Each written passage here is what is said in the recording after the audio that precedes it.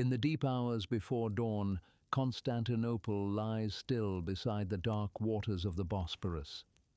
The sea is black beyond the harbour walls, and the lamps of the imperial palace burn like small golden stars against the marble. Somewhere out on the water, waves move softly against the hulls of anchored ships.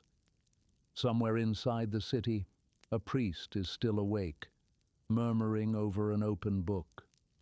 A guard is changing his post along a silent colonnade. A clerk bends over a document by candlelight, copying laws in careful ink, in the name of an empire that refuses to call itself old. Far to the west, the city of Rome no longer rules the world. Its emperors are gone, its armies are broken. Its old provinces have been taken by kings who speak new languages and wear Roman titles like trophies borrowed from a grander age. The Western Empire has fallen, and for many people scattered across those lost lands, the age of Rome should already be over. The story, they would say, has reached its end. All that remains is to close the book and let it gather dust.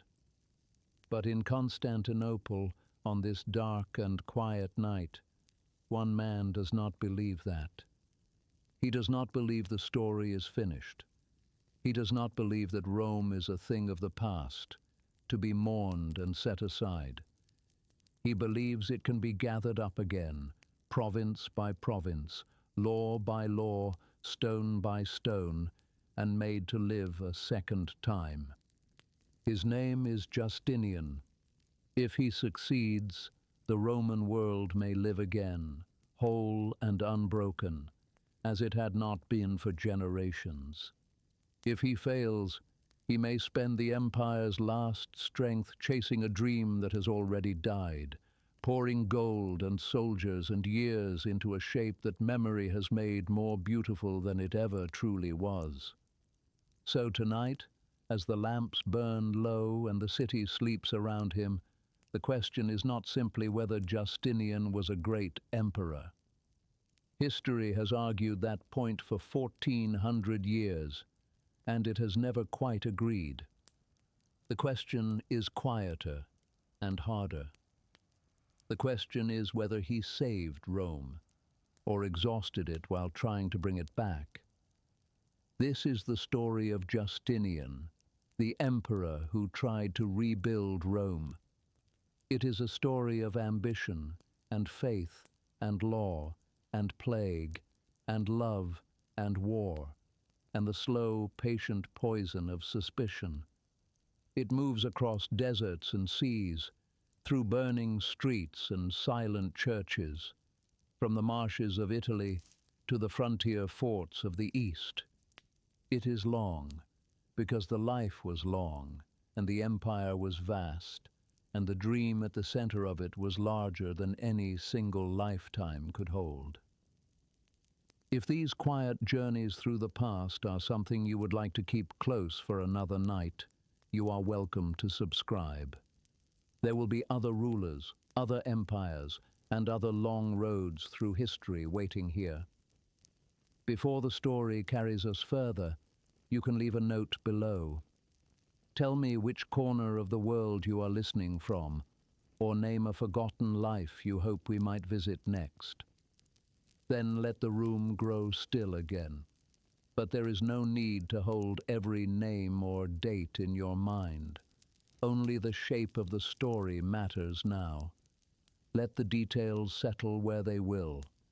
If your eyes are already heavy, let them close. The story will carry you. Now lower the lights. Let the room grow still. To understand Justinian, we cannot begin with his armies in Africa, or his great church, or his famous laws. Those come later, in their own time. We have to begin with a disappearance, the disappearance of the Western Roman Empire. For a long time, the fall of Rome was not a single moment. There was no single night when the lamps went out across the Western world. no single morning when men woke and knew the empire was gone. The old world had not vanished all at once. It faded, the way a great fire fades. First the flames, then the glow, then the warmth, and at last only ash, still holding for a while the shape of the log that had burned. In the west, the ash was already cooling. The last emperor in Italy had been a boy with a borrowed name, set aside by a barbarian general who saw no more use for the title. There had been no great battle to mark the ending, no final siege of the eternal city. A boy was told he was no longer emperor, and the thing that had ruled the world for centuries simply stopped. The kings who now held the western lands did not always think of themselves as destroyers. Many of them admired Rome. They kept its roads, sat in its villas, used its coins, and gave themselves its old offices. But they ruled in their own names now, and the empire that had once bound them all together was gone. And yet, far to the east, something strange was true. There, in the city on the water, the empire had not fallen at all. Constantinople still stood. Its emperor still wore the purple. Its officials still carried titles that reached back through the centuries to the age of the Caesars. In the great halls of the palace, ceremonies unfolded exactly as they had for generations. The slow processions, the bows, the careful words, the incense rising into the gold of the high ceilings. When the emperor appeared before his court, men fell silent and lowered their eyes, as if in the presence of something more than a man. To stand in those halls was to stand inside a living memory, one that refused to admit that anything had ended. The people of the city did not call themselves Byzantines. That name would come much later, from scholars looking back across the distance of time. They called themselves Romans. They believed they were Romans. In their minds, there was no Eastern Empire and Western Empire, no old Rome and new Rome. There was simply Rome, one empire, one people, one unbroken line. And it happened for now to be governed from a city beside the Bosporus rather than beside the Tiber. But here was the quiet ache beneath all the ceremony. Everyone in that court knew that the western provinces were gone. They knew that Rome itself, the ancient city, the mother of it all, now answered to a Gothic king. They knew that Africa and Italy and Spain and Gaul had slipped out of imperial hands. The ceremonies said the empire was whole. The maps said otherwise. There was a gap, in other words, between the dream and the world, between what the empire claimed to be and what it actually held. Most men learned to live inside that gap. They performed the old rituals, spoke the old words, and quietly accepted that the western lands belonged now to memory and to prayer. The empire was smaller than its dream, and that was simply how the world was. But every so often, history produces a man who cannot live inside that gap. A man who looks at the distance between the dream and the world, and instead of accepting it, decides to close it. Not in his imagination. In fact, on the map, in stone and blood and law. What does it mean to try to restore a world that is already gone? It is one of the oldest and most dangerous temptations known to any ruler. To look back at a golden age, real or imagined, and to believe that with enough will, enough faith, enough gold and iron, it can be made to live again. It is a beautiful thought. It is also a heavy one. For the past, once it has died, does not always wish to be reborn, and those who try to raise it often find that they have taken on a burden that grows heavier with every step, until at last they are no longer carrying the dream. The dream is carrying them, somewhere they never meant to go. Justinian would spend his entire reign inside that temptation. But he was not the first to feel it. To understand why the Eastern Empire could even dream such a dream, we have to understand why it had survived at all, while its Western twin crumbled into ash. The Western Empire had fallen, but in the East, the idea of Rome still wore a crown.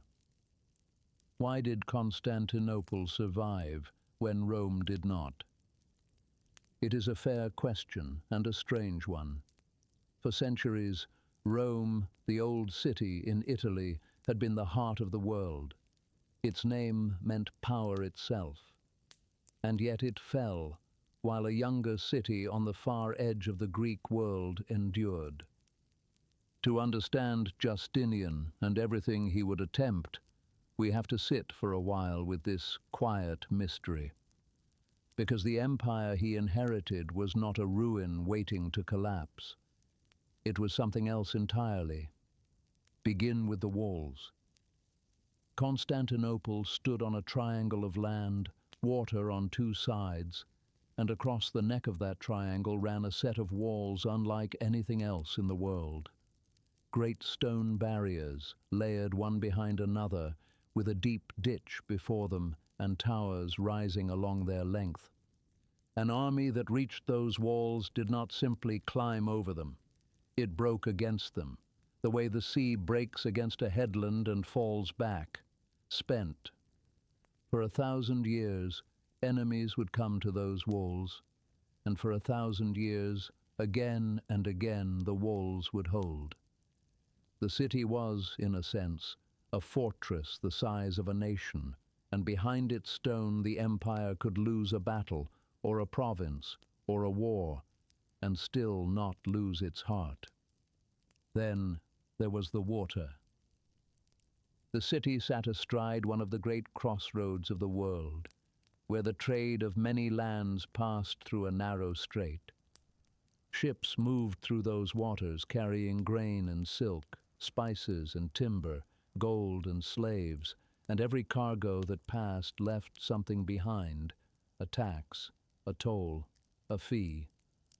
The city grew rich simply by standing where it stood, and while the walls could keep out an army, the sea could feed the city through any siege.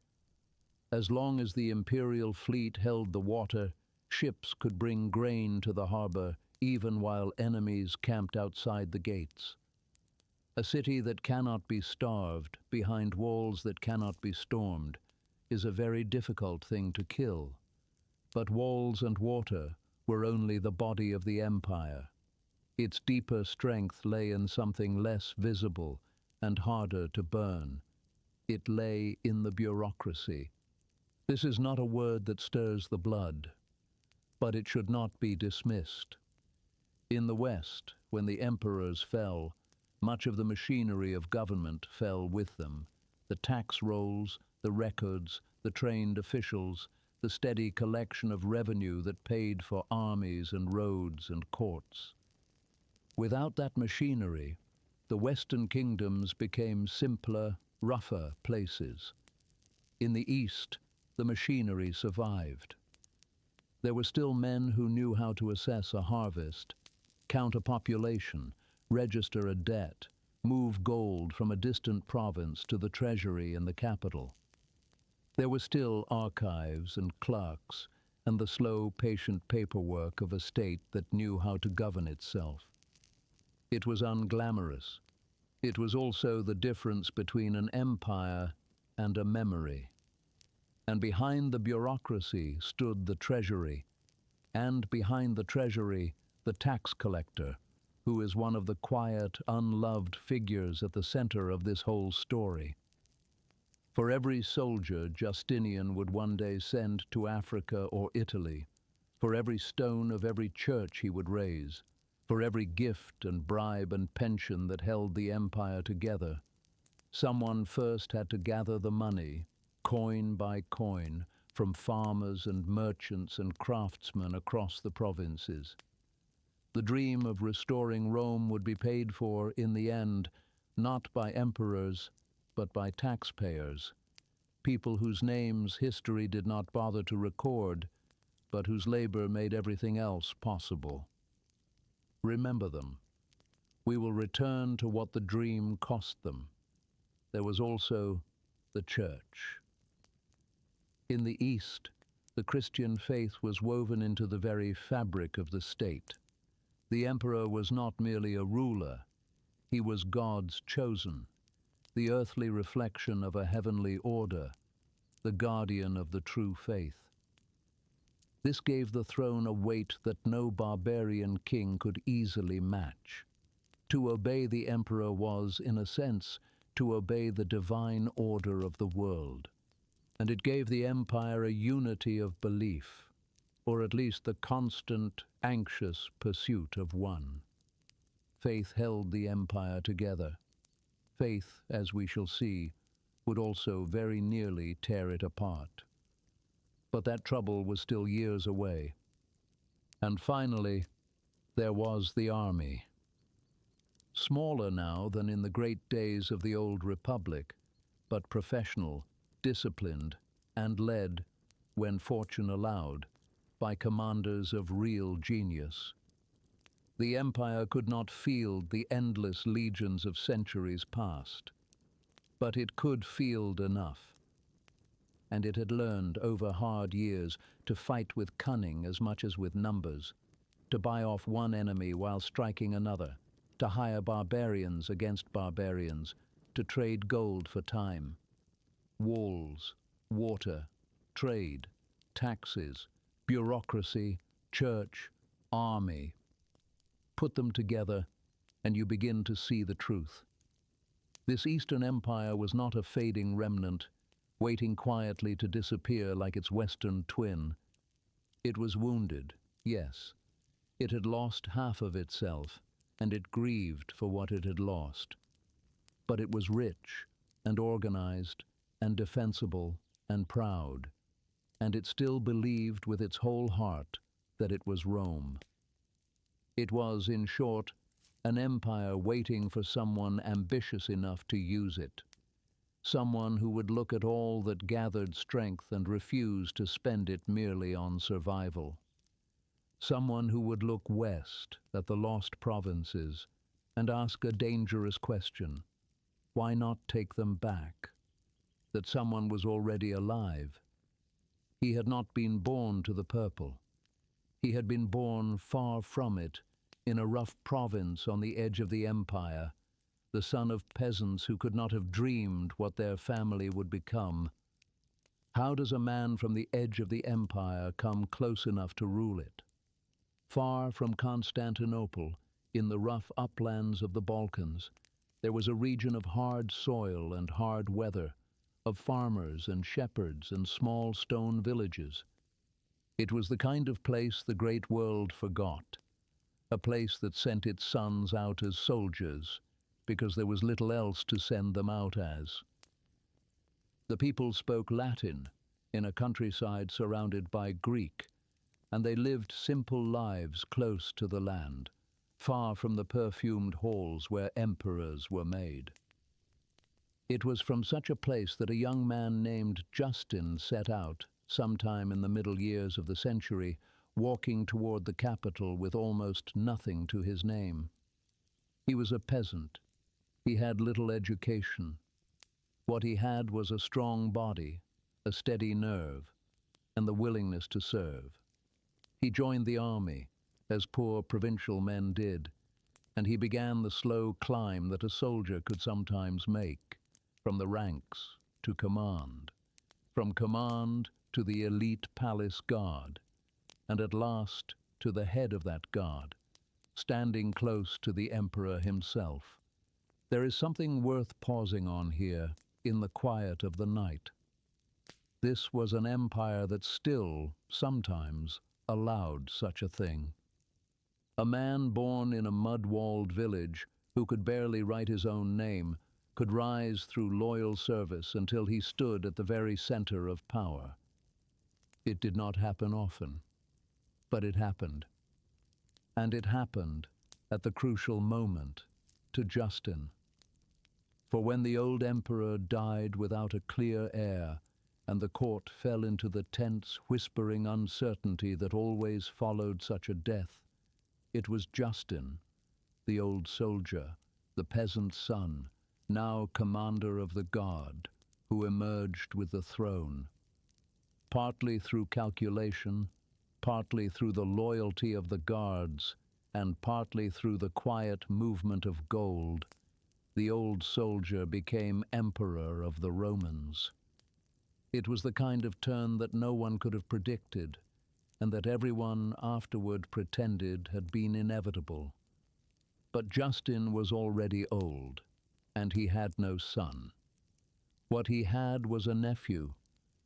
The nephew had been brought to Constantinople years before, plucked out of that same hard countryside and given the one thing his uncle had never possessed: an education. In the capital, the young man had studied. He had learned Latin and Greek, law and theology, history and rhetoric. He had watched the machinery of the court from the inside, the ceremonies, the factions, the endless, quiet contest for influence. He had grown up, in other words, not as a peasant, but as a man being shaped for power, even before power was certain to come. His name in time would be Justinian. He was not a warrior like his uncle.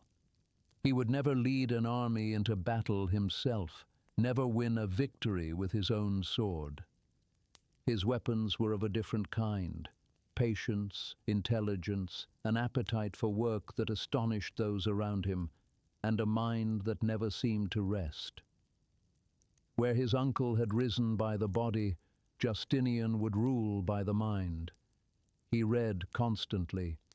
He worked late into the night, long after the court had gone to sleep, poring over documents by lamplight. In the years to come, men would call him the emperor who never sleeps, half in admiration and half in unease.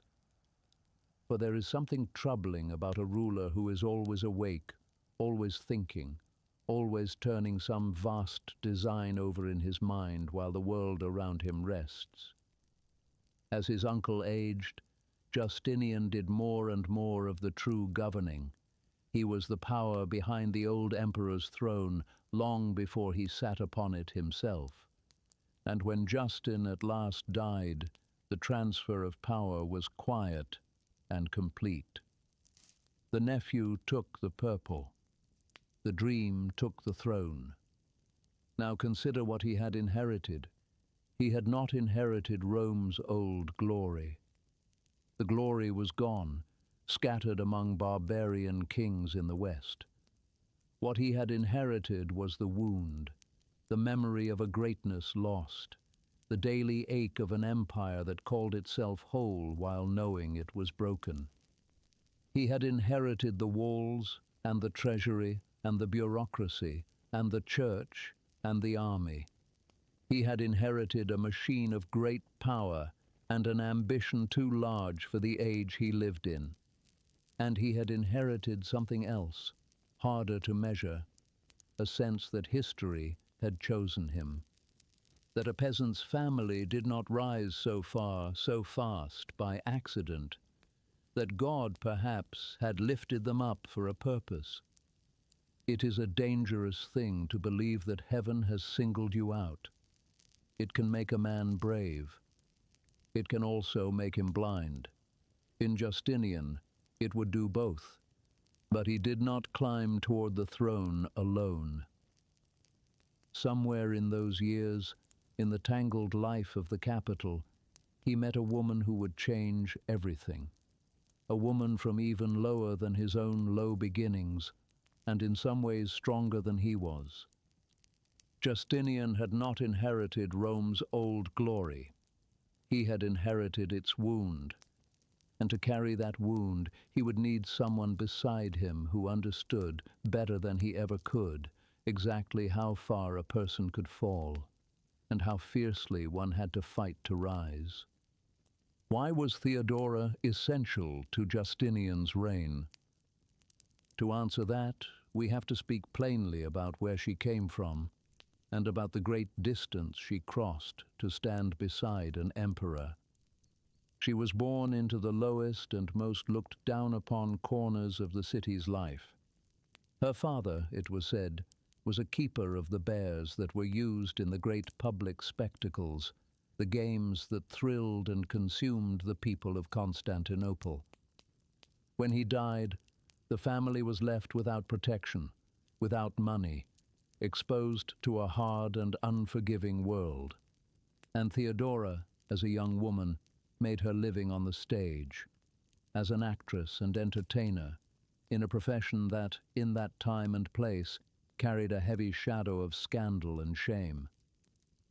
Later, her enemies would tell cruel and lurid stories about those years, some of them almost certainly exaggerated, written by men who hated her and wished to drag her name through the mud. According to one hostile account, no rumor was too low to record. We do not need to repeat all of it. What matters is simpler and truer. Theodora had seen the underside of the world. She had known poverty and vulnerability, and the particular danger of being a woman with no power in a society that offered such women very little mercy. She had watched, from below, how the great and the comfortable treated those who had nothing. And she had survived. She had risen out of that world by her own wit and will, and by the time she came into Justinian's life, she was no longer a frightened girl on the edge of ruin. She was sharp and watchful, and utterly without illusion about how power really worked.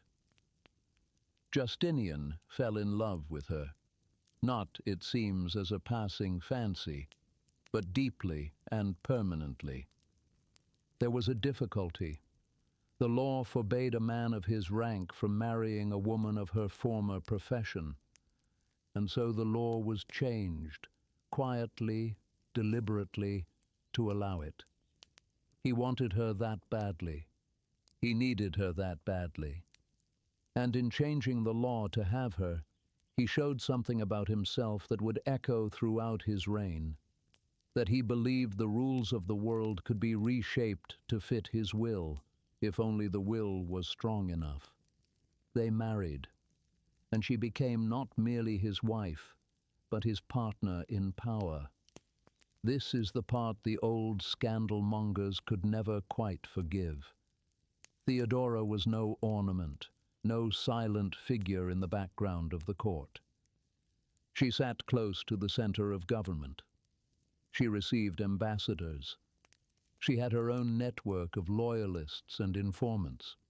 She pressed her views on the emperor, and he listened, on questions of faith, on questions of policy, on questions of life and death. Her voice carried real weight. In an age when women were meant to remain in the shadows, she stood in the full light of power and did not flinch from it. And where Justinian dreamed of empire, of maps redrawn, of Rome restored, of glory reclaimed, Theodora understood something he sometimes forgot. She understood survival. She understood the view from below, the fear in the streets, the moment when a crowd turns from cheering to killing. She had lived close to that edge, and she never forgot how thin the ground was beneath even the mightiest throne. That difference between them, the dreamer and the survivor, would matter enormously. There was coming before long a night of fire and terror, when the city itself would rise against them, when the throne would tremble, when Justinian himself would be ready to run. And on that night, it would not be the dreamer who saved the dream. It would be the survivor. Justinian dreamed of empire. Theodora understood survival. Soon the empire would need both, because the city was about to try to destroy them. What kind of ruler remains when the city itself wants him dead? For most of us, the great cities of history are only names, or ruins, or paintings. But Constantinople in Justinian's day was alive, crowded, loud, and dangerous. Hundreds of thousands of people pressed into its streets, and at the heart of the city's public life stood the hippodrome, the vast arena where chariots raced, where the people gathered by the tens of thousands, and where, more than anywhere else, the emperor met his subjects face to face. The chariot races were not merely sport, they were the beating pulse of the city's passions. The crowds divided themselves into factions, known by the colors their favored teams wore, the blues and the greens above all. These were not simply fan clubs. They were something between political parties, street gangs, and social movements, with their own loyalties, their own grievances, their own capacity for sudden violence. An emperor ignored them at his peril. A wise ruler learned to court them, to play one against the other, to keep their rivalry hot so that it never turned, united, against the throne. But in the early years of Justinian's reign, something went wrong. The people had grievances. Taxes were heavy, for the dream, as always, needed money. Officials were harsh. Two of Justinian's most powerful ministers were widely hated, one for squeezing the provinces for revenue, another for a fierce and unpopular reform of the law. And the factions, the blues and the greens, who normally hated each other more than anything, found themselves for once sharing the same fury. It began, as these things often do, with something almost small. Some men of the factions had been condemned to death for violence, and the executions had gone wrong, and a few of the condemned had survived by chance.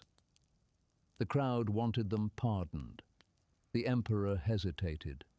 Tempers rose, and at the races, the two factions began to shout a single word together, a word that was normally a cry of encouragement to the charioteers, but that now became something darker, a war cry rising from tens of thousands of throats.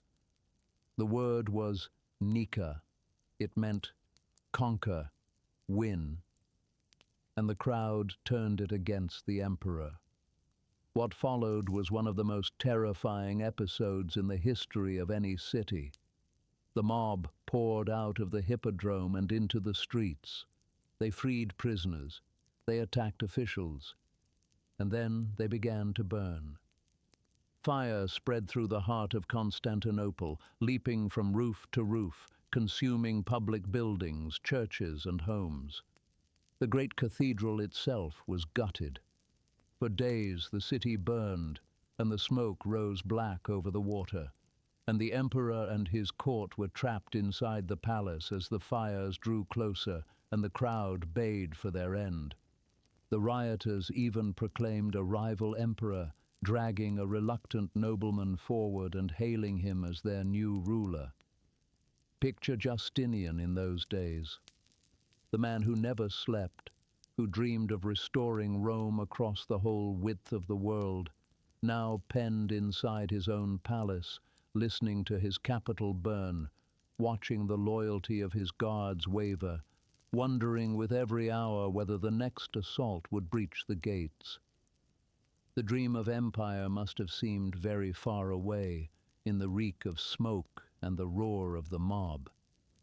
Here was the oldest fear of every ruler, made real, the fear that the people, in a single convulsion, will simply rise up and sweep you away. And Justinian, by many accounts, was ready to flee. Ships were prepared at the harbor. The treasure was gathered. The plan was to escape by sea, to save their lives. and to hope that the empire might one day be recovered.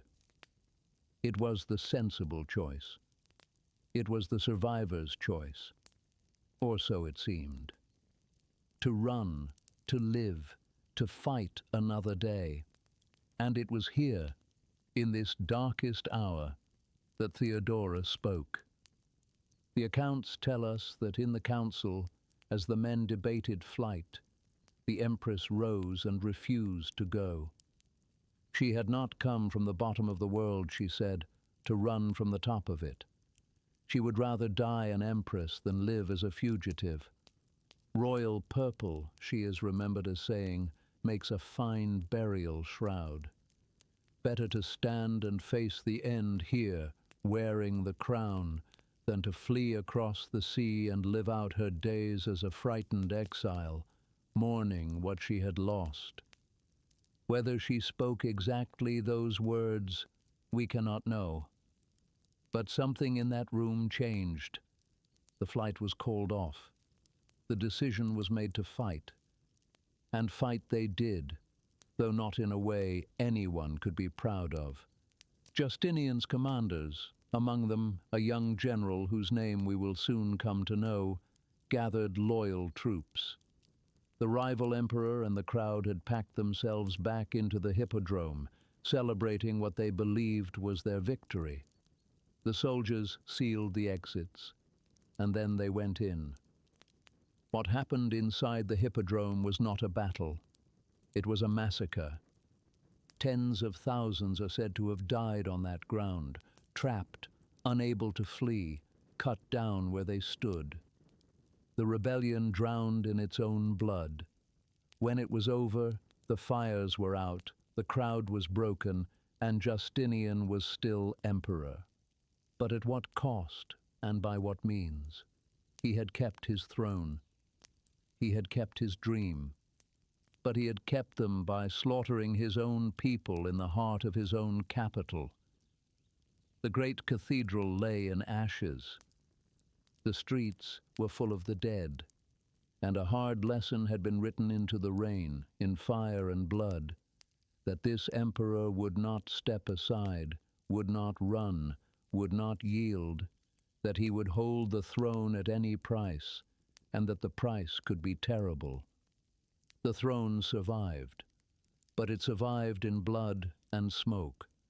And now, standing amid the ashes of his burned city, Justinian would make a choice that revealed everything about him.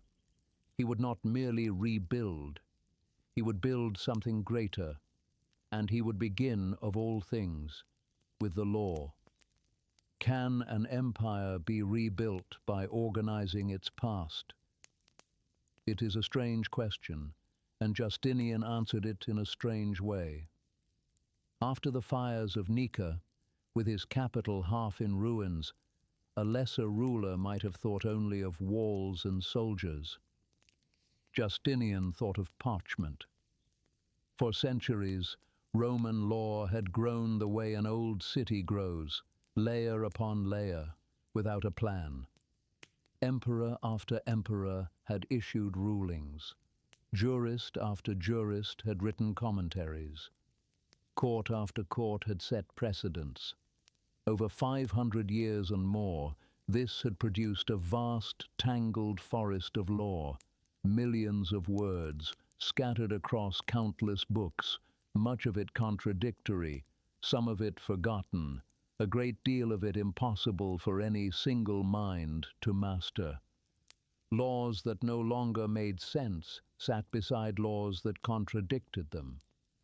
To find the truth of any question, a judge might have to search through a library, and even then he might find 3 answers, all of them binding, none of them agreeing. This was the inheritance of Roman law, magnificent, ancient, and a mess. And Justinian, the man who could not bear the gap between the dream and the world, looked at this chaos and decided to end it. He gathered a commission of the finest legal minds in the empire, led by a brilliant and tireless official, and he gave them a task of staggering scope. Read everything, Read the vast inheritance of Roman law, spanning 5 centuries of imperial decrees, legal texts, and commentary. Keep what is living, cut what is dead, resolve the contradictions, and out of that endless forest build a single, ordered structure that a man could actually use. It was an act of astonishing ambition, quiet though it was. There were no armies in it, no burning cities, no glory of the battlefield. There were only scholars, bent over documents by lamplight, year after year, in rooms far from the noise of the world.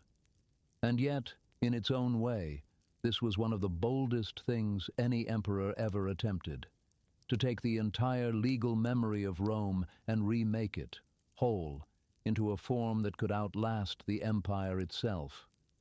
They worked with remarkable speed. In a few short years, they produced the great body of law that would carry Justinian's name down through the centuries.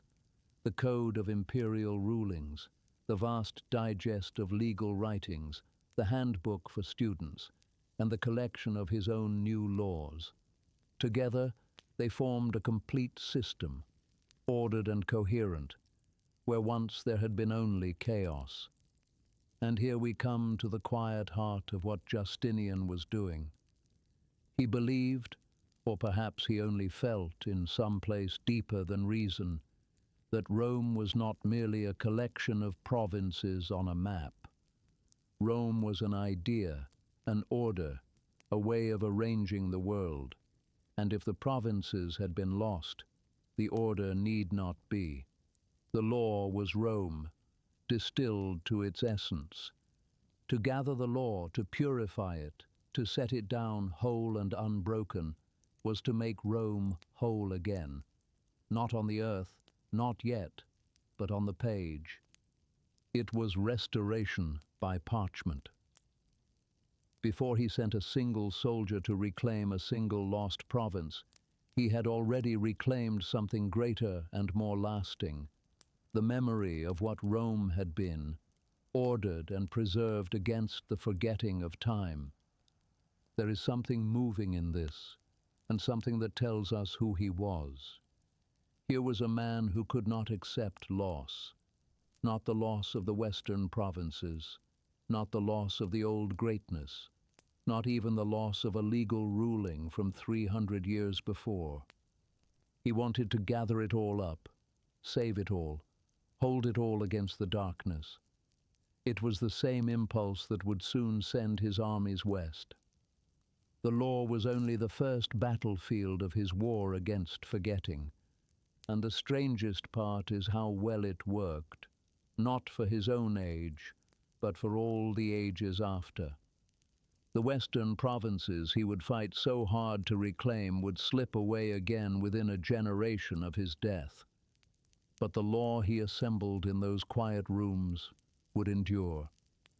Long after the world that created it had changed beyond recognition, scholars would rediscover his great code, study it, and build upon it, until it became a foundation of the legal systems of much of the world. He set out to preserve the past. Without knowing it, he had reached into a future he could never see.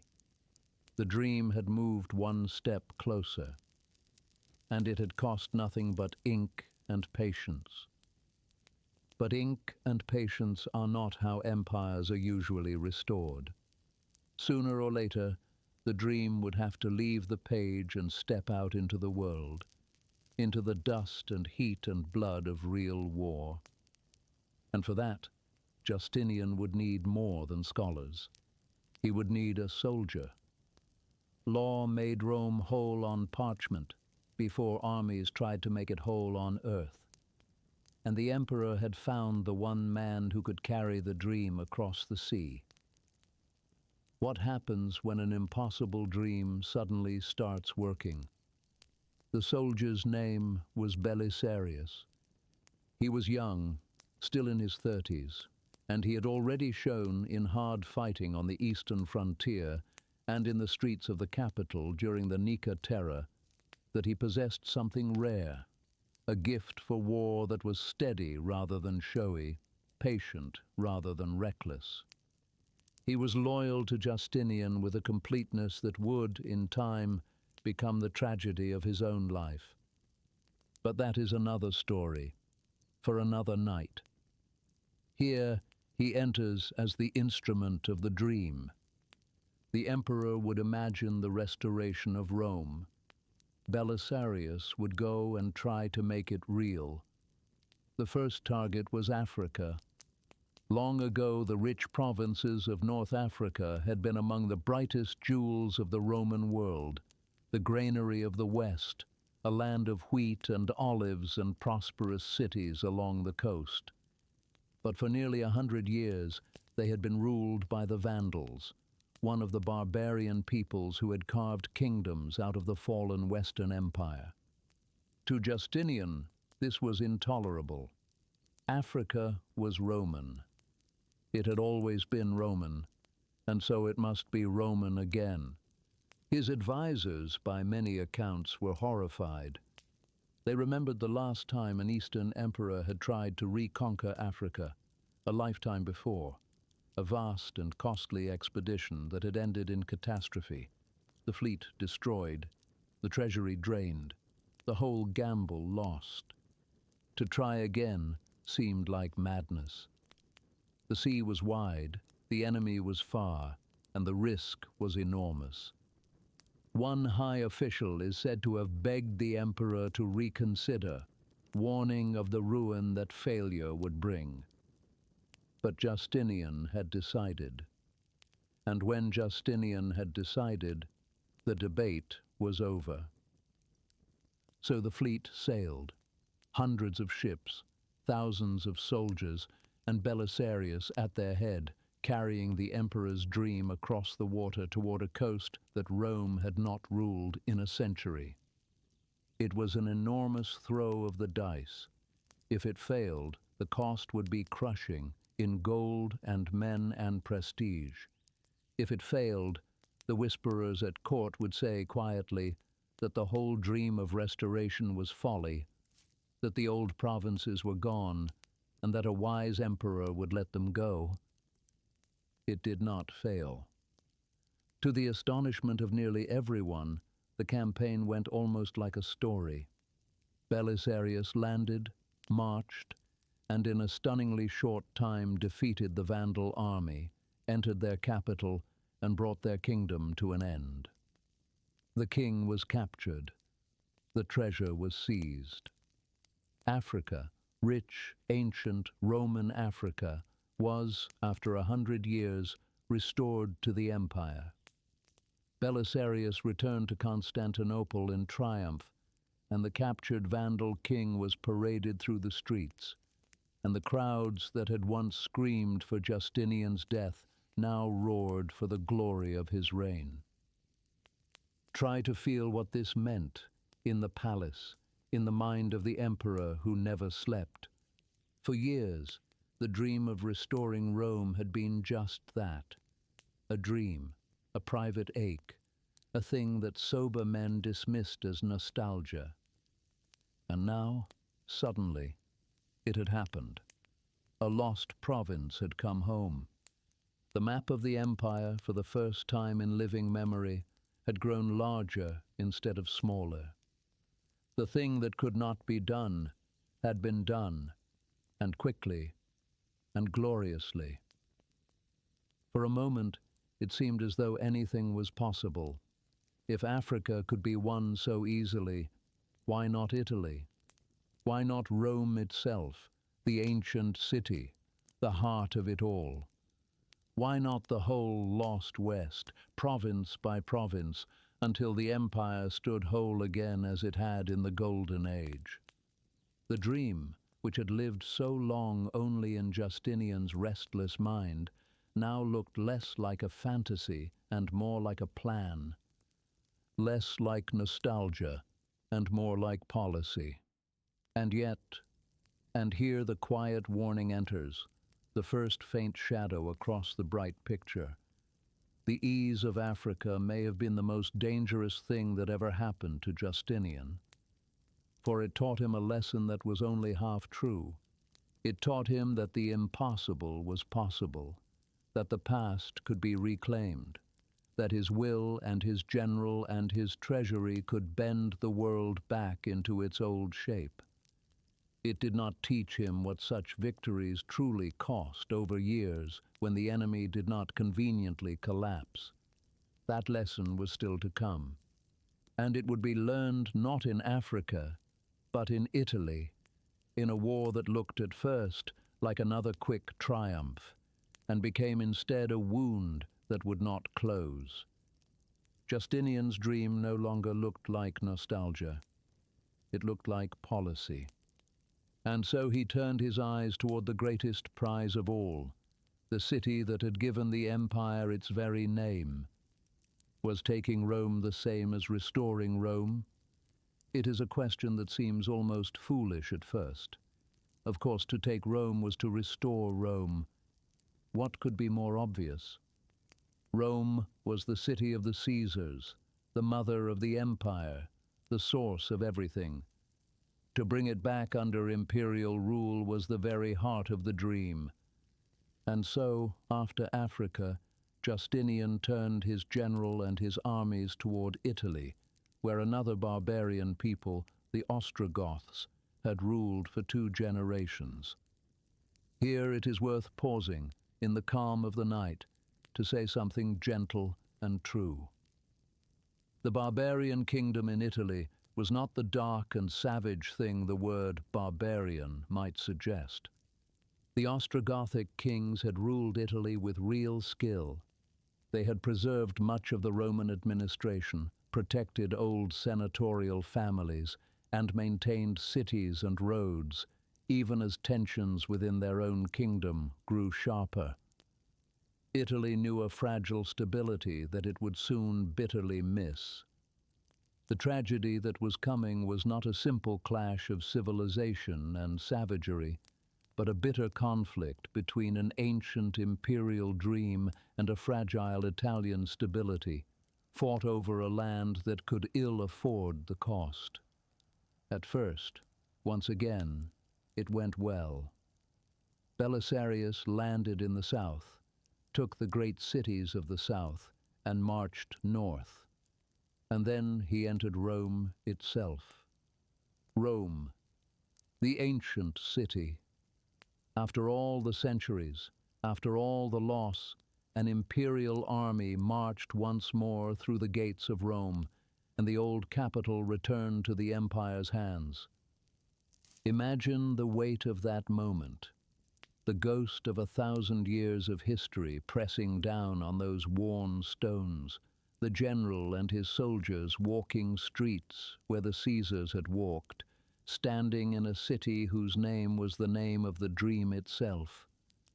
If the story had ended there, it would have been a perfect thing, a jewel of restoration, the impossible made real a second time. But the story did not end there. History rarely moves in a straight line. For the Ostrogoths were not the Vandals. They did not collapse. They regrouped, chose a fierce new king and came back. And they laid siege to Rome, with Belisarius and his small army trapped inside the very city he had just liberated. And so began not a triumph, but an ordeal. A long, grinding, brutal siege, the ancient walls of Rome manned once more against an enemy, the population starving, the great aqueducts cut so that the fountains ran dry, the monuments of the old city battered by the machines of war. And this was only the beginning. The war for Italy would not be a swift campaign like Africa. It would drag on, year after weary year, back and forth across the length of the peninsula. Cities would be taken and lost and taken again. Rome itself would change hands more than once, besieged, captured, abandoned, its population dwindling, its ancient glory ground down under the endless fighting. The great city that had ruled the world would be reduced by the war fought to save it, to a shrunken and battered shadow of what it had been. The countryside would be ravaged. Famine would follow the armies. The Italy that Justinian fought to restore to Rome would be half destroyed in the fighting. And here, slowly, quietly, the hard truth begins to show itself.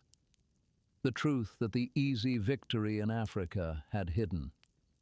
To take Rome was not the same as to restore Rome.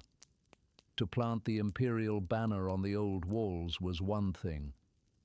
To actually hold Italy, to pacify it, to rebuild it, to make it once more a living, prosperous part of the empire, that was something else entirely, and it was proving to be almost impossible. The dream had imagined a homecoming, a lost child returning to the family. The reality was a war of attrition that was slowly killing the very thing it meant to save. Justinian, in his palace far to the east, followed the war through dispatches, the endless reports of sieges and marches, victories and reverses, the constant demands for more men, more money, more time. The clerk's careful ink carried news of a war that would not end. And still the emperor pressed on. To stop now, to accept a divided Italy, would be to admit that the dream had limits. And Justinian could not admit that. He had never been able to admit that. The gap between the dream and the world had opened again, wider than ever, and he would pour whatever it took into closing it. The old city had returned to imperial hands, but the war for Italy was only beginning. And far from the battlefields, in the counting houses and the tax rolls and the emptying villages, a different reckoning was starting to come due. The true price of the dream, measured not in glory, but in the lives of people whose names no one would remember. How much can an empire spend before victory becomes loss? This is the quiet, uncomfortable question at the center of Justinian's whole reign, and it is one that the maps and the triumphs and the glory can never quite answer. For a map does not show exhaustion. A triumphal procession does not show the empty granary or the abandoned farm. The banners of victory hang bright and proud, and behind them, out of sight, the empire that raised them grows thin. So let us step away for a while from the emperors and the generals and think about the people who actually paid for the dream. Think of a farmer somewhere in the provinces of the East, the lands that were never lost, that had to fund the reconquest of the lands that were. He has never seen Africa. He will never see Italy. He knows nothing of the Ostrogoths, and little of the emperor beyond a face on a coin. But every year the tax collector comes. And every year, because there is a war, always a war somewhere swallowing gold, the demand is a little heavier. The soldiers must be paid, the ships must be built, the fortresses must be manned, and all of it comes, in the end, from the harvests of men like him. He does not feel the glory of restored Rome. He feels the weight of it, pressing down on a life that was already hard. Think of the soldiers themselves. The armies that won Africa and fought through Italy were not endless.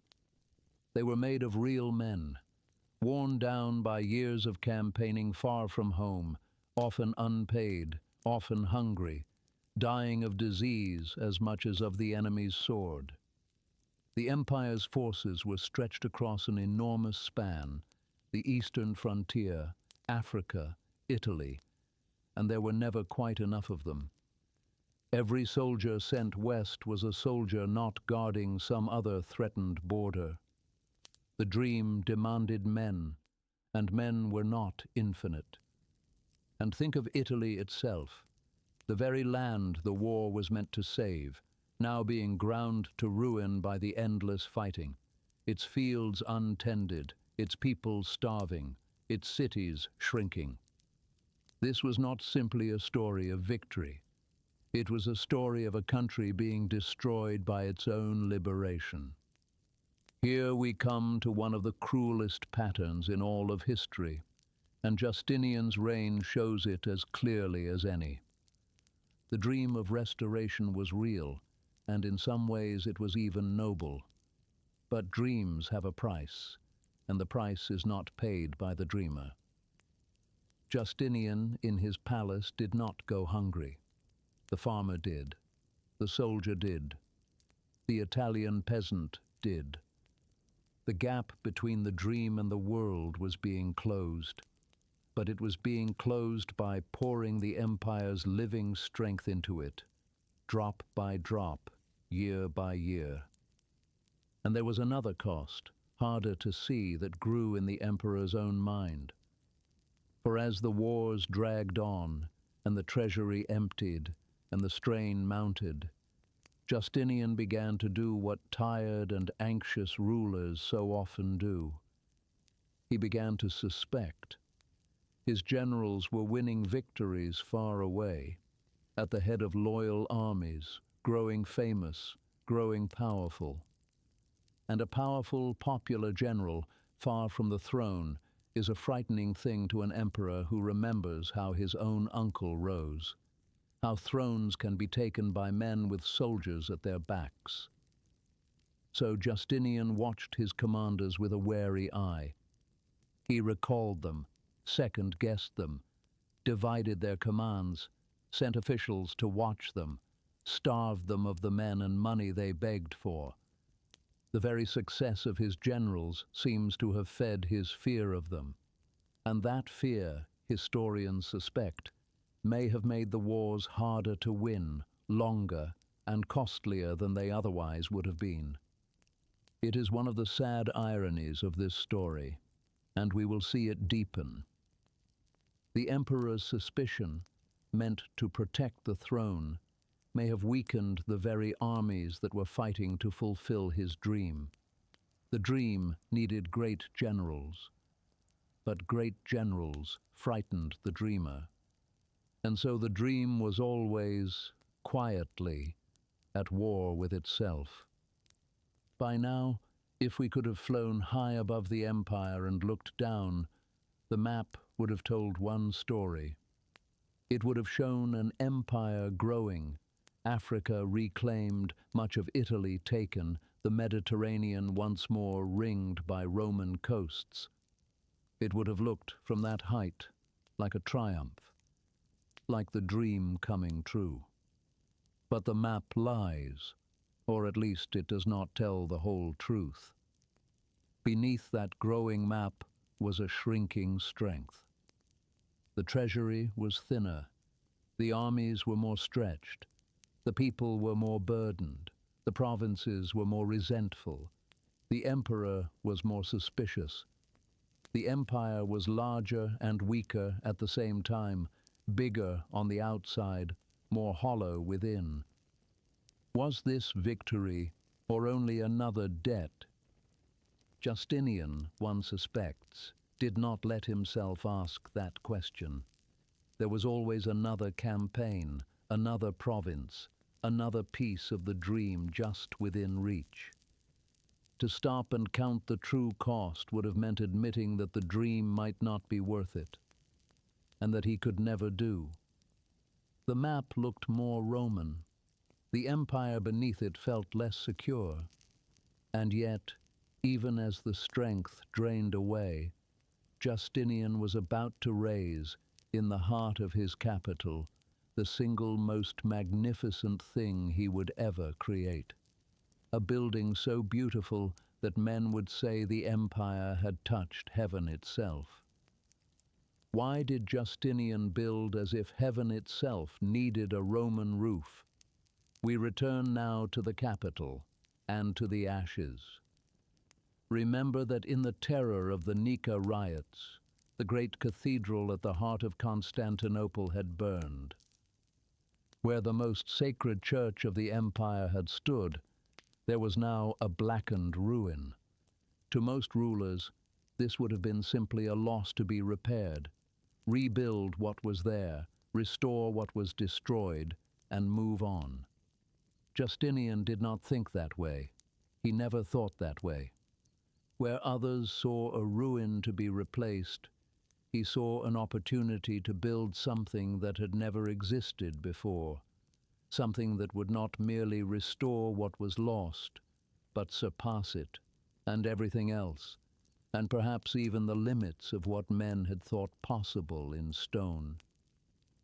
He gathered not soldiers this time, and not lawyers, but builders and thinkers, men skilled in geometry and in the secret arts of construction.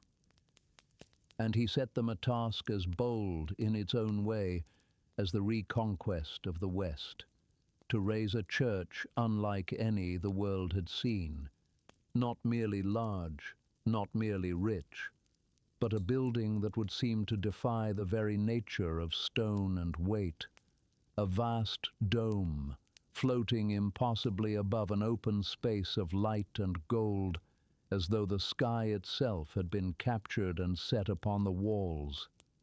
It was an enormous risk.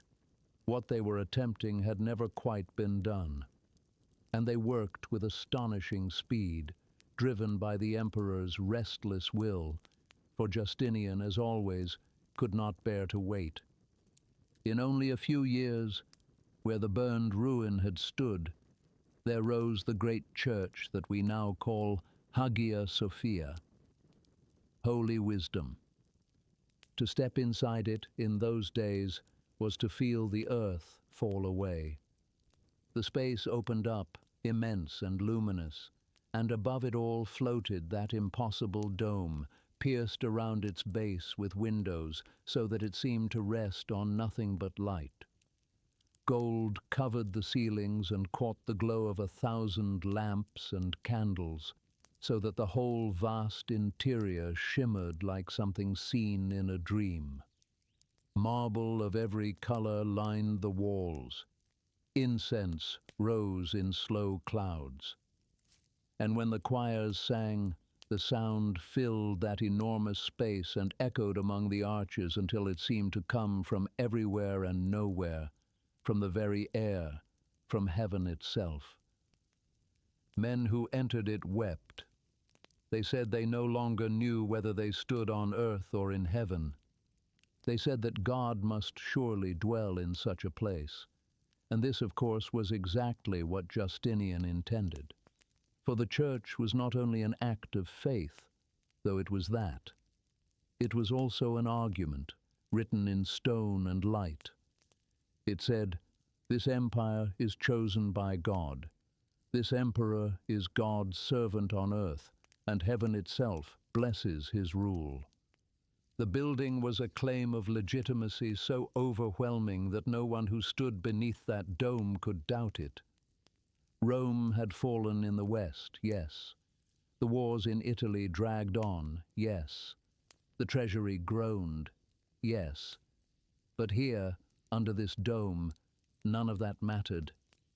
Here, the empire was eternal, radiant, touched by the divine. Here, the dream was not a fragile thing bought with taxes and blood. Here, the dream simply was, complete and perfect and shining.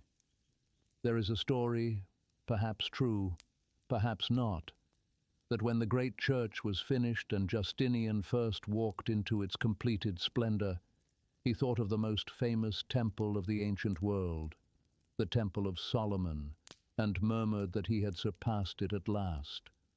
Whether he truly said it hardly matters. It is exactly what such a man, in such a moment, standing under such a dome, would feel. He had built the most beautiful thing in the world. He had made, in stone and gold and light, a Rome that could never be conquered, never burned, never lost, because it was not a province on a map, but a vision of eternity itself. And yet, the quieter truth remained. Step back out through the great doors into the ordinary daylight of the city, and time was still moving. The wars still dragged on, the taxes still pressed down, the soldiers still died in distant lands. The dome could hold back the sky, but it could not hold back the years, or the debts, or the slow exhaustion of the empire beneath it. Inside Hagia Sophia, the empire looked eternal, untouchable, blessed. That was its purpose and its glory, and in a quiet way, its lie. Inside Hagia Sophia, the empire looked eternal. Outside its doors, time was still moving, and time was carrying toward Constantinople two enemies that no dome, no law, and no army could hold back. One born of the endless quarrels of faith, and one that would come silently, on the ships, in the dark. Can an empire command belief without breaking itself? To understand this part of the story, we have to set aside, gently, the way we might think of religion today, and enter a world where faith and empire were not separate things, but one single thing, braided so tightly together that no one could say where one ended and the other began.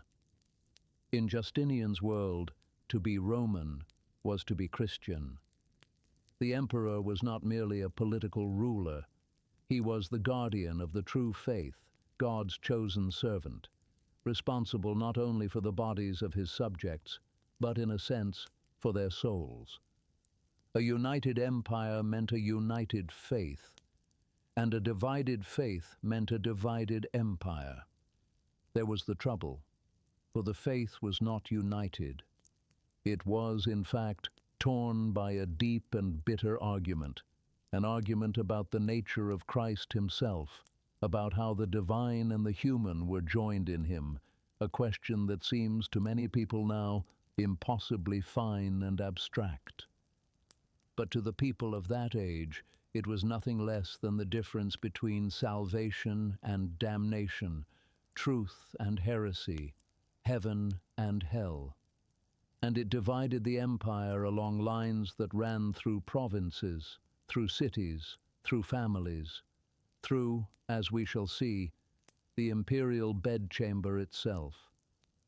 Great regions of the empire, especially in the east and in Egypt, held to one understanding of Christ's nature. The capital and the west held largely to another, and these were not polite disagreements. They were passionate, and they were dangerous, for they threatened to split the empire's unity at its very root. If whole provinces believed that the emperor and his church were teaching falsehood, were leading souls to ruin, then their loyalty to the throne itself grew thin. Faith, which was meant to bind the empire together, was pulling it apart. Justinian threw himself into this struggle with the same restless will he brought to everything. He wanted one empire, one law, and one faith, all in harmony, all in order, the way his great code of law had brought order to the chaos of the past. He summoned councils. He wrote theology himself, deep into the night. He pressed and argued and pronounced, and when persuasion failed, he turned to pressure. The closing of dissenting churches, the removal of stubborn bishops, the weight of imperial displeasure brought to bear on those who would not conform. He tried, in short, to command belief, to legislate the soul, to bring the inner life of millions into the same tidy order he had imposed on the law books. And here, quietly, we find one of the most human threads in the whole story. For on this deepest of questions, Justinian and Theodora did not fully agree.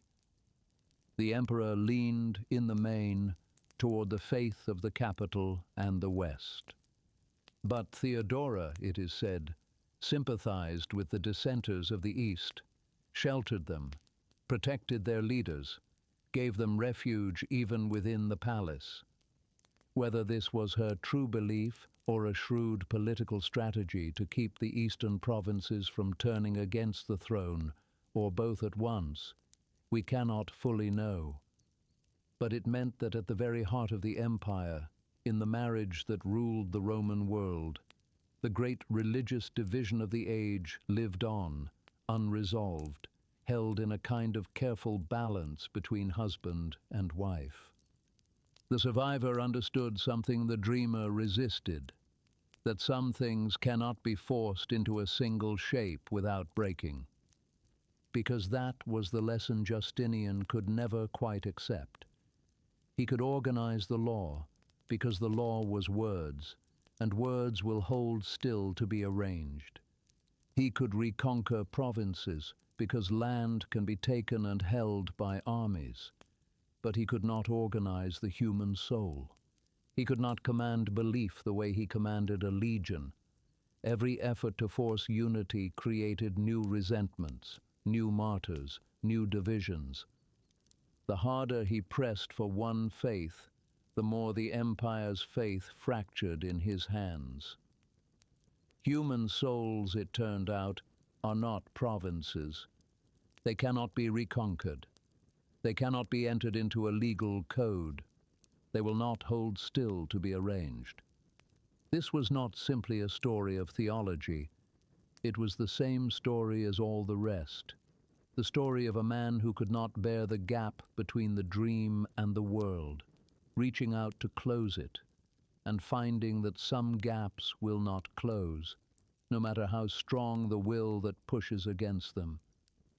Justinian wanted one empire, one law, one faith.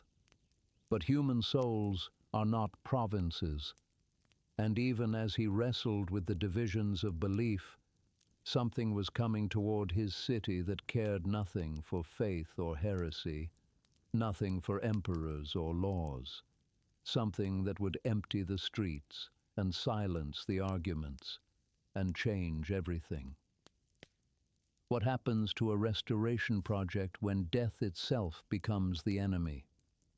It came, as such things often do, quietly and from far away.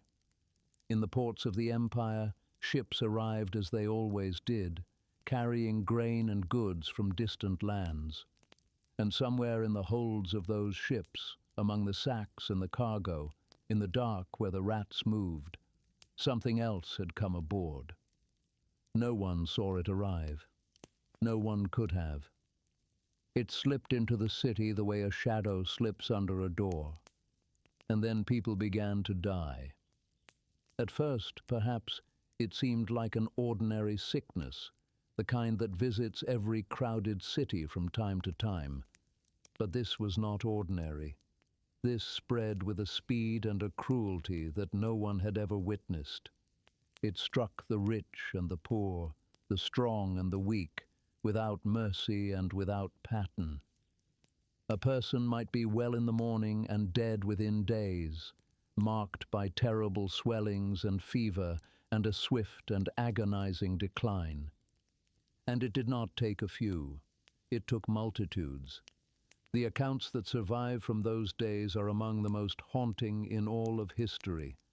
They describe a great city drowning in death. So many died, so quickly, that the ordinary rituals broke down entirely.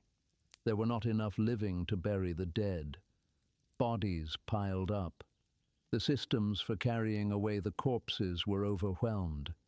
In the end, the dead were disposed of in ways that horrified the survivors, cast into great pits, packed into towers along the walls, anything to clear them from the streets.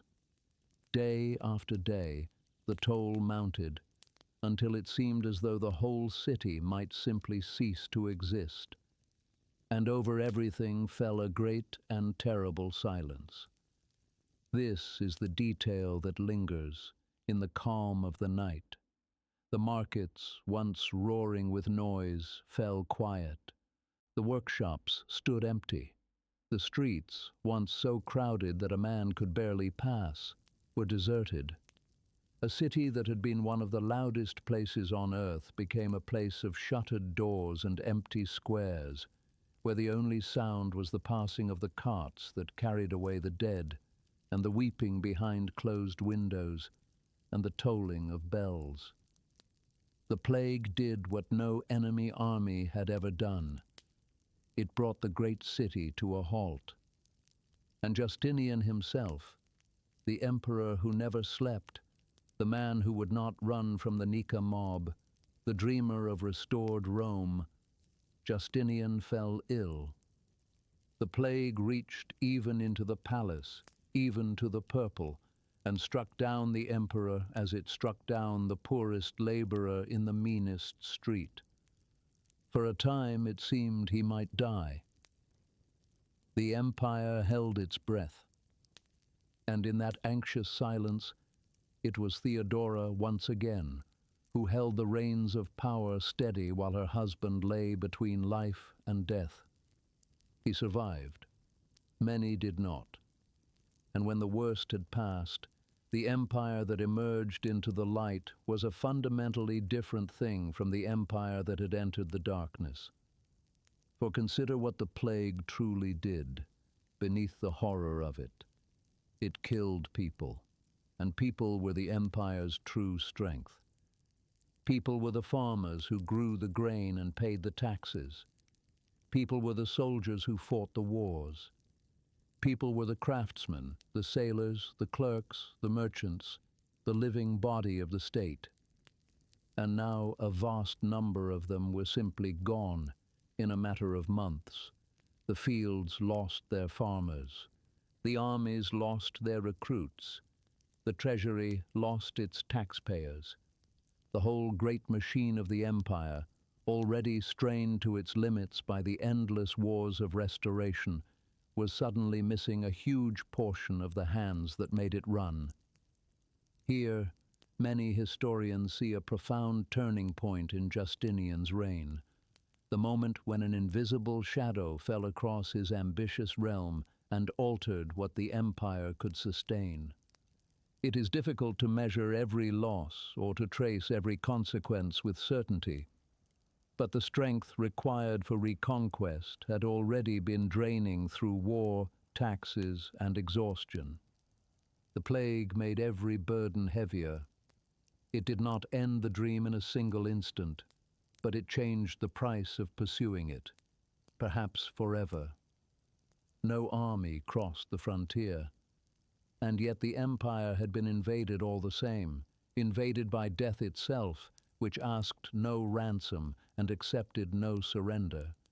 And even as the plague emptied the streets, another danger, one that had already been pressing against the far side of the empire for years, was growing harder to ignore.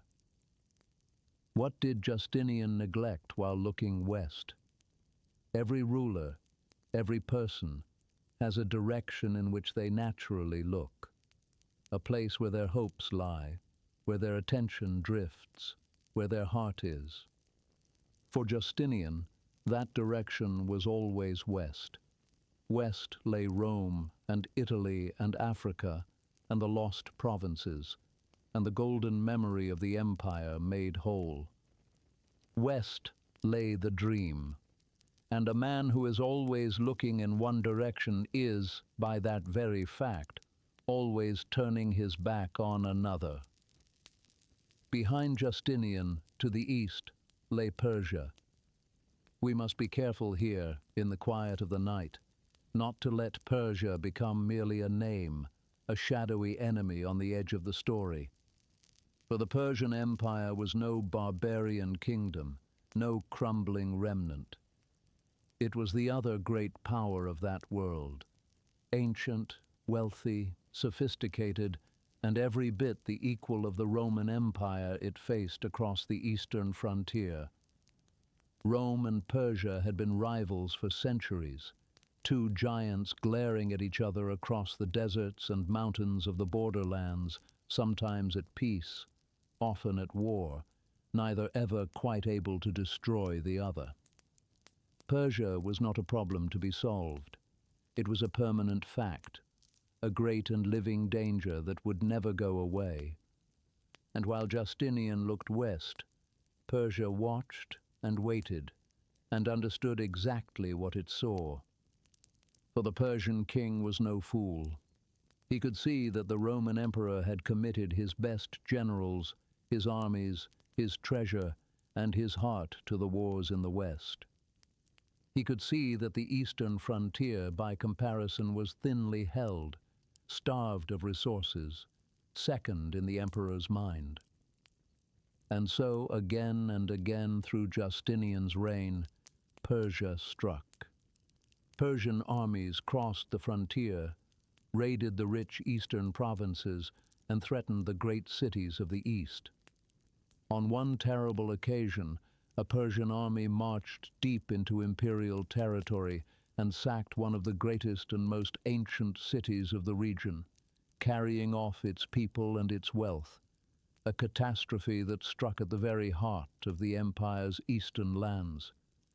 And how did Justinian respond to this living danger in the east? Often he responded not with armies, for his armies were needed in the west, but with gold. He paid. He bought peace on the eastern frontier with tribute, with treaties, with vast sums of money handed over to the Persian king to keep him quiet, so that the war in Italy could continue. It was, in its way, a reasonable choice. He could not fight everywhere at once. If gold could hold the east while armies won the west, then gold it would be. But think, for a moment, about what this truly meant, and about the shape of the whole reign that it reveals. Here was an empire pouring its strength westward into the reconquest of provinces that were themselves being ruined in the fighting, into the pursuit of a dream, a memory, the ghost of an old glory. And meanwhile, to protect its living, breathing, prosperous eastern provinces from a real and present enemy, it was reduced to paying tribute, buying time, holding on by its fingertips. The empire was spending its true strength chasing a beautiful vision in the west, while a genuine danger pressed against its back in the east. This is, perhaps, the clearest single image of the great question at the center of Justinian's reign. He was so fixed upon restoring what Rome had been that he risked exhausting what Rome still was. The old dream lay in the west, in the reconquered lands, in the map redrawn toward its ancient shape.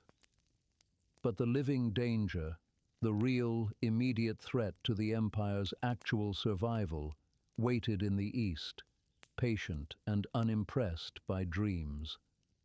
And a man cannot look in two directions at once. The cost of this would only become fully clear later, after Justinian was gone. The wars in the east, neglected and underfed, would fester and flare for generations. The exhaustion sown in his reign would be reaped by his successors. He had chosen the West, and the choice had a price, as every choice does.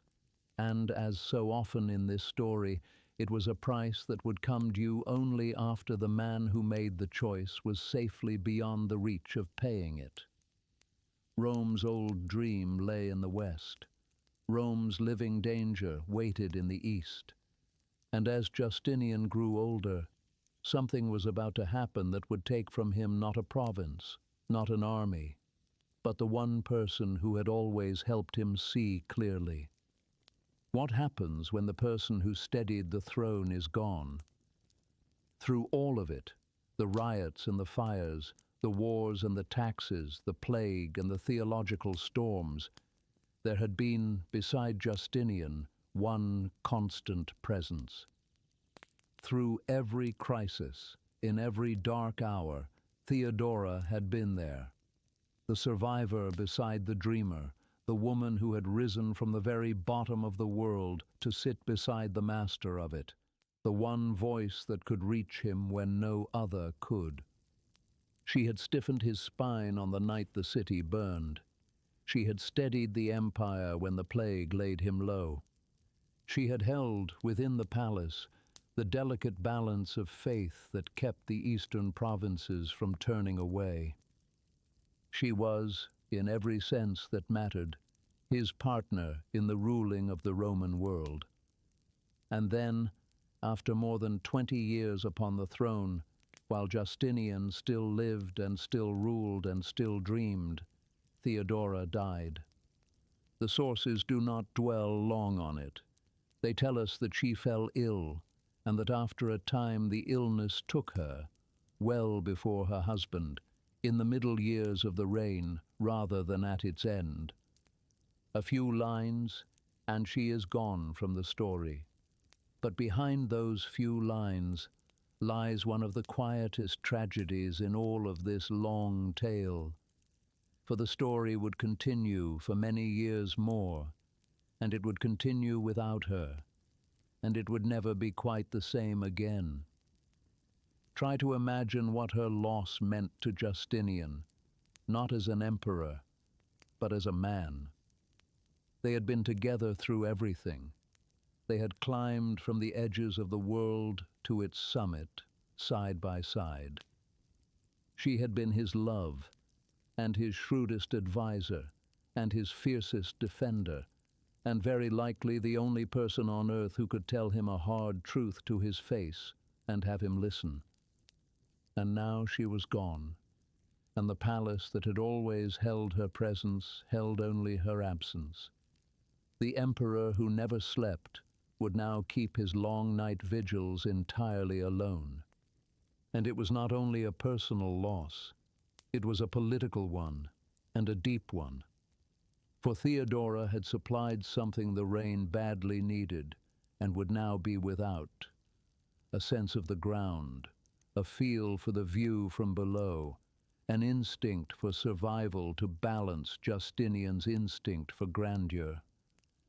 She had understood the streets, the fears, the limits, the moment when a thing could not be forced. With her gone, there was no counterweight left to the dreamer. There was no one to say quietly in the private hours, "This far, and no further." The one voice that might have tempered the dream had fallen silent. From this point on, one can feel a change in the reign, subtle but unmistakable, like a change in the weather. Justinian was older now. He was alone. The great victories were behind him, and they had cost more than anyone had foreseen. The plague had hollowed out the empire. The wars ground on without end.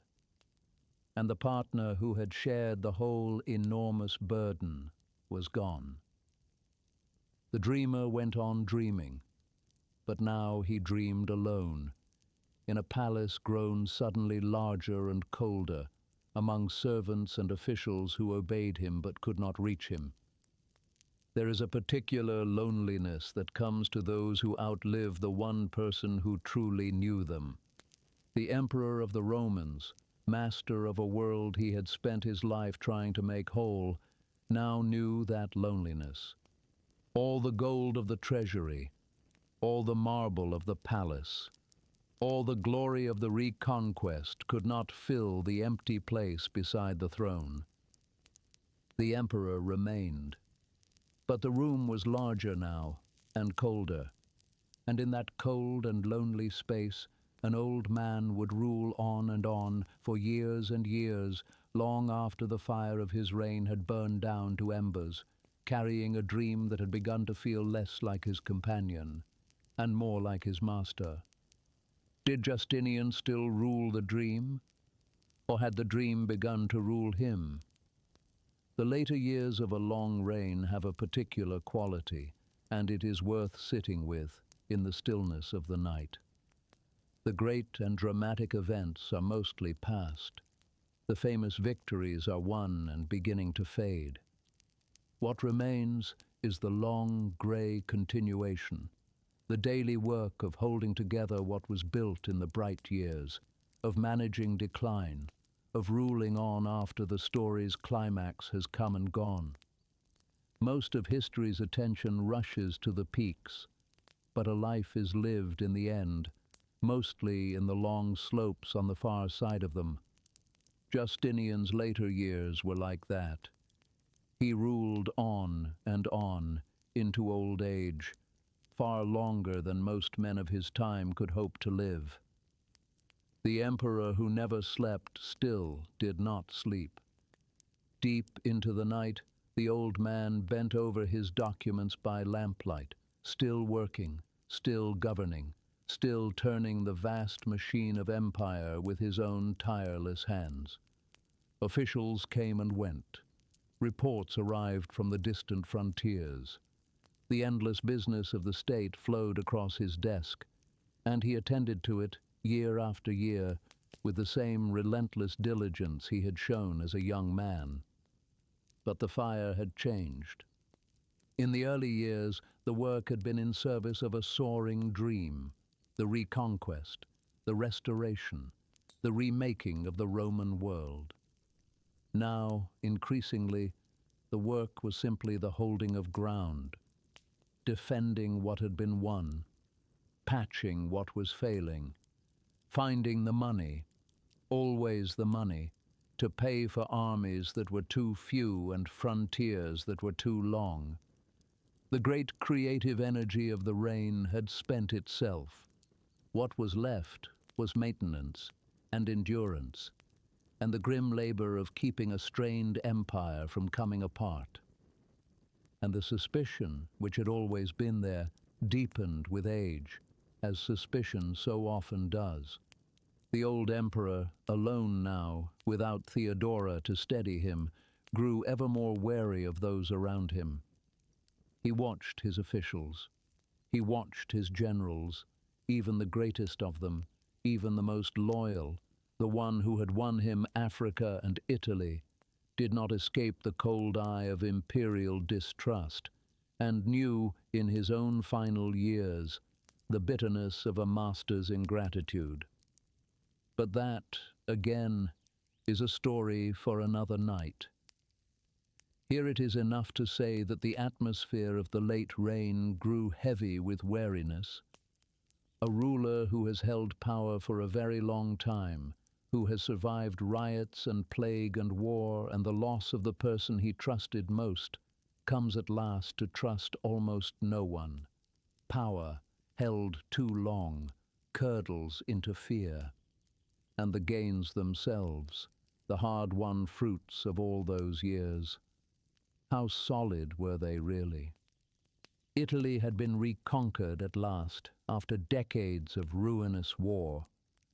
But it was a broken and impoverished Italy, its population scattered, its cities shrunken, its wealth destroyed by the very war that had saved it. And it sat exposed, thinly held, waiting for the next storm to blow in from beyond the frontier.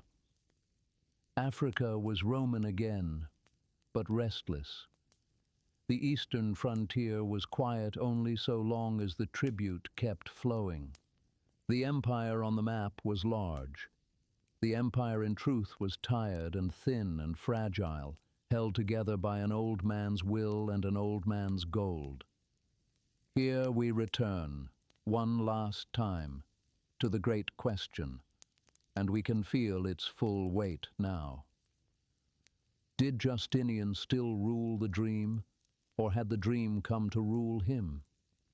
In the beginning, the dream had been his, a thing he chose, a vision he pursued by his own free will.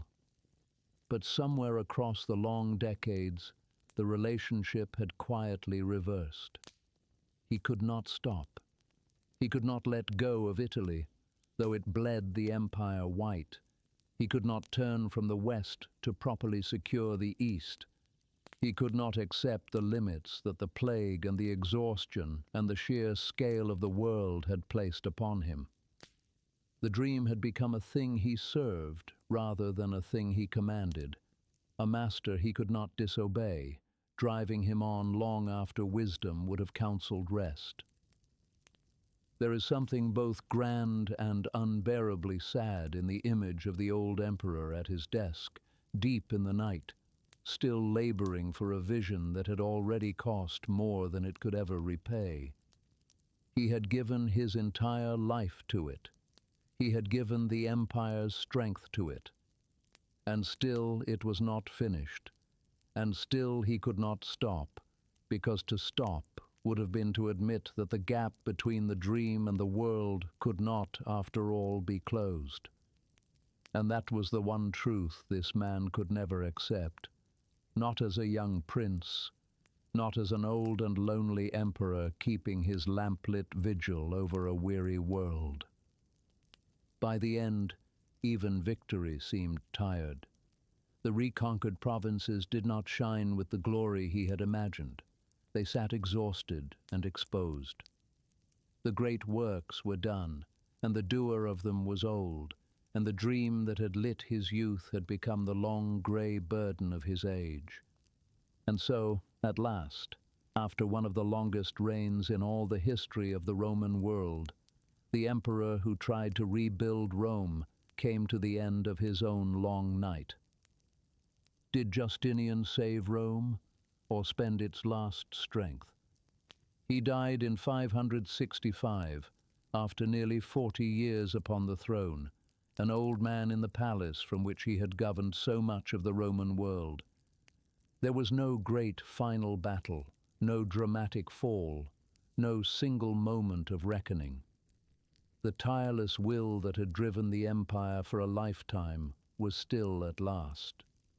And the Roman world, which he had spent that lifetime trying to make whole, went on without him, into a future he had shaped more deeply and more ambiguously than perhaps any other single man of his age. So now, at the end of our long night's journey, we must try to weigh him.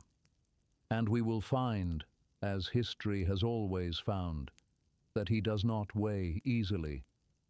Set the achievements on one side of the scale, and they are enormous. He reconquered Africa and Italy and a corner of Spain, and for a brief and shining moment, the Mediterranean was once again ringed by Roman shores, and the map looked, almost, like the old empire made whole. He gave the world a body of law so complete and so wise that it would shape legal systems for more than 1,000 years after his death, becoming one of the foundations of civilization itself. He raised a church so beautiful that people said it seemed to belong to heaven rather than earth, and it stands to this day, after 14 centuries, still taking the breath from all who enter it. By any ordinary measure, this was one of the great reigns of history. He truly did give Rome one last blaze of impossible glory, a final, dazzling proof that the old empire was not yet dead, that the dream could for a moment be made real. But turn the scale and look at the other side, and it is just as heavy. For the glory had a weight, and the empire carried it long after Justinian was gone. Many historians believe the wars of reconquest helped drain the treasury and wear down the armies, though others argue that the plague, more than the war, left the deepest wound. The reconquered lands were ruined in the winning and could not be securely held. Within a single generation of his death, much of Italy would be lost again, this time seemingly for good. The eastern frontier, never truly settled, would soon be drawn again into grinding and devastating war. Justinian left the empire larger on the map, but also more stretched, more fragile, and more exposed than he had found it. He had reached for the whole of the old Roman world, and in the reaching, he had spent much of the strength that a smaller, sturdier empire might perhaps have used simply to endure. So which was it?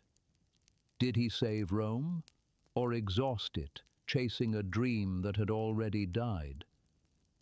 The answer is not simple. It was never going to be simple.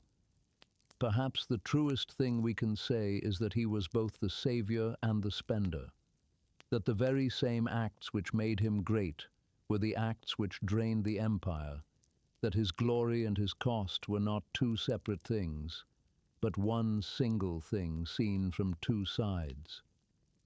He did not fail because he was foolish. He very nearly succeeded, and that is precisely the tragedy. He came close enough to make the dream seem real, close enough to pour the empire's whole strength into it, and then the world, with its plagues and its distances and its stubborn refusal to be made whole again, closed the door that he had very nearly forced open. And we should not make him a simple hero, nor a simple villain. He was neither. He was a man of towering ambition and genuine vision, who loved an idea more than he understood its cost, a man who could not bear the gap between the dream and the world, and who spent everything he had, and everything his empire had, trying to close it. In that, he is not so far from us. For who among us has never loved a dream more than we could afford? Who has never poured our strength into bringing back something that was already gone? Perhaps that is why his story still matters, all these centuries later. Not because of the provinces won and lost, which are only names on old maps now, but because of the question at the heart of it, the question of what we owe to the past, and how much of the present we should be willing to spend in its name. It is a question every person faces, in their own small way. And Justinian faced it on the scale of an empire, and gave to it the answer of his entire life. For now, let Constantinople grow quiet again. The lamps are low. The clerk has set down his pen, and the ink is drying on the last of the laws.